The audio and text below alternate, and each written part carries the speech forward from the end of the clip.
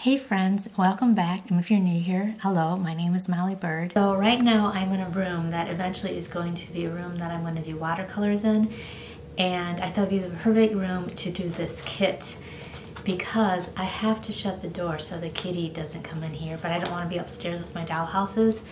So I have this table here that's going to be what I'm gonna, it's huge. Let me show you. See? So it will be sitting up eventually, but right now I'm just did it on a level flat surface so I can put all the things on here until I get this done, which I have no idea how long it's going to take. Let me just first open it up for you. It comes in this really nice box, nice cardboard box, and there's instructions. So the instructions are very detailed. This is a greenhouse, but what's neat about it is that it's art related too.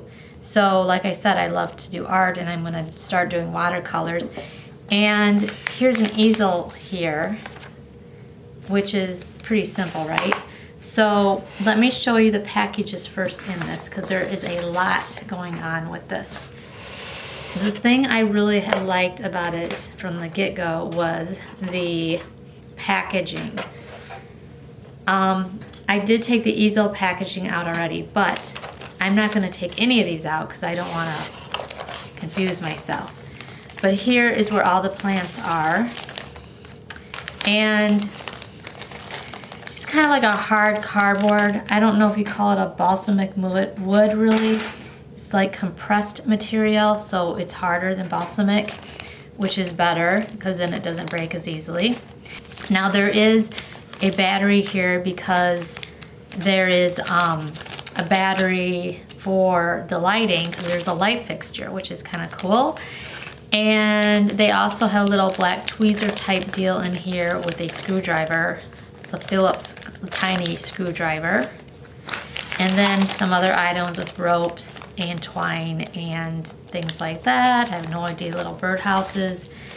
So the bulk of the building materials are right here, which are quite a few.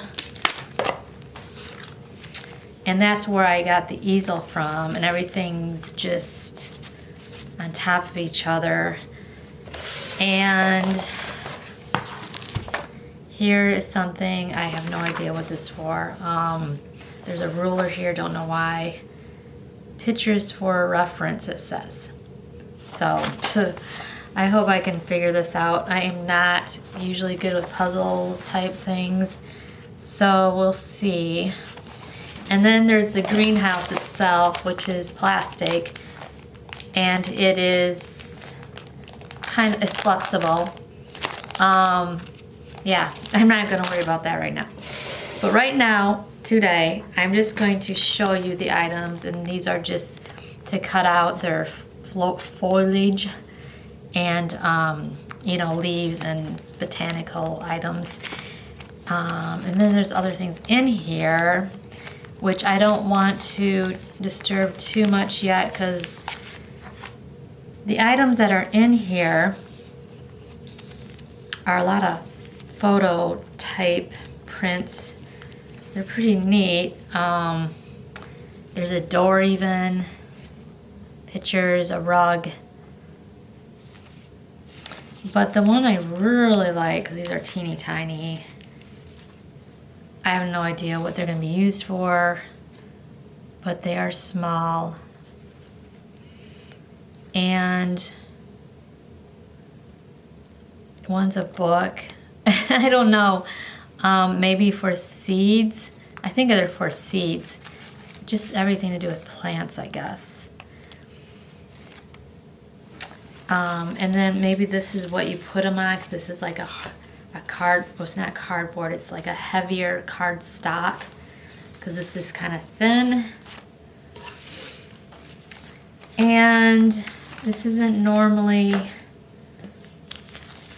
how my brain works, so we'll see how this goes. I'm a little nervous about it. So I won't probably doing every tiny little thing for you on this video, not today for sure, but just an example, and then I'll show you the end product. Now it says that you don't need to use glue, but I would highly recommend glue to put these on because, see, loosey-goosey here. They don't, you think this is like a square, and it just doesn't fit real good. So this is a ledge you're supposed to put on the easel, and it's already fallen off. So I definitely will have to put glue on here. I'll probably use the glue I use for my Dollhouse things, like the super glue, which is really a pain to work with, but it is the only thing that really works. All right, now I pushed it back down there so it's more sturdy. Now you can see it's more sturdy. That's pretty good in there. But this is a stand part, and that already came off without even doing anything. So if I want to spend all this effort and time with this, I'm going to make sure these things stay. So I'm definitely not going to not put glue on these. I mean, that's super cute. And then there was this piece of a square in there I punched out, and then I cut out the picture. I didn't really cut it out, I punched it out, I mean, very carefully. And it is supposed to look like a landscape, I think, kind of like a watercolor. And then you just set that on there, and then that's that, and that's done. It's just the very first thing done, which is not very much. So I just wanted to show you that. And so today, it's not about putting everything together. It's definitely not going to be, because I'm just not that person that will be able to film this, because it's going to be frustrating enough me to do it on my own. So instead, I just wanted to show you what's inside the box and all the things. There is another YouTuber on here. She, I hope, will get back to me. If you're watching, let me know if you're going to do this, because she had gotten the kit, and she might do this, and then she might do a tutorial on it. One of my favorite things is this table.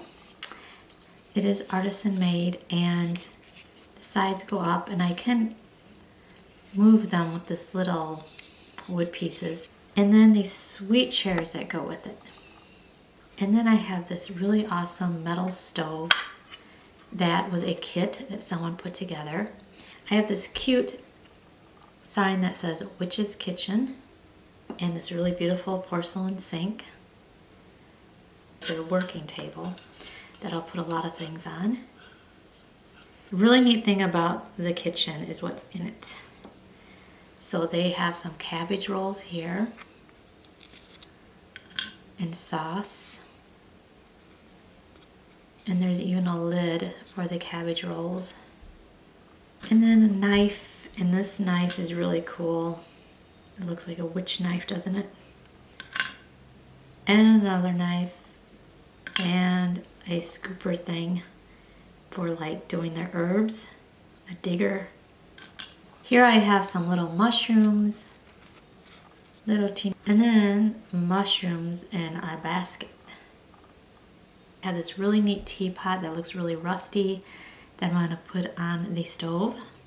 I do have some plants that go on the shelf on the side of the kitchen. This one's really neat because it's a sardine can, and it has tulips in it, but you can see the bulbs of the tulips in a sardine can.